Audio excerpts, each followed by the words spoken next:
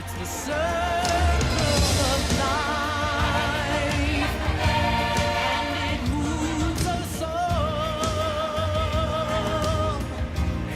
This is being remade right now as a fully, I don't even know if it's live, if there's any live action in it because it's all animals, but I mean, how do you guys feel about that sort of transition, and is it something that you're excited about, and have you been consulted at all, or what is that like? Well, I think, I think it's amazing, obviously, that, the property is loved enough to kind of warrant that remake. I actually met with Jon Favreau and talked to him about it at length, and I got to go down to the studio and see what they were doing and wear the VR headset and kind of fly around Pride Rock, which was pretty cool. So I think the fact that it's going to be, quote unquote live action, even though it is most likely going to be done with some CGI, it's going to make it a very different film. Obviously, they're keeping, I think, what is important to keep about the original, in terms of the story and the characters, the songs.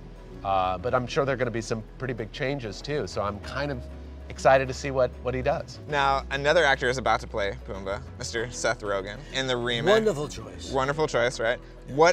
What are your words of advice for him in terms of how to get fun. in? Yeah. Have fun, make it your own, as he can do. He's quite a brilliant actor. You excited about seeing the new version? I am, and now that'll kick up more interest on the animation. Yeah. Why not?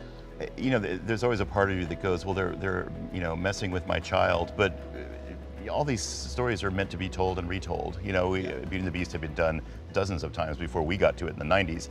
So a story like Lion King, I think it's the same thing, and 23 years have passed, and it'll be 25 years by the time the new film comes out. And it's exciting. It's exciting to see somebody like Favreau be able to take the material and reinvent it. That's what storytelling is. As filmmakers, are you like seeing, you could be like, well, we wanted to do this, but now you can do it. A lot of that happened on Beauty and the Beast and Lion King with the stage show. In Lion King, there were songs that were written for an album called Rhythm of the Pride Lands that we certainly couldn't use in the movie, but ended up in the stage show. So there's always a lot of reinvention that goes on. And if you look at what Julie Taymor did with the material for Broadway, it's just amazing.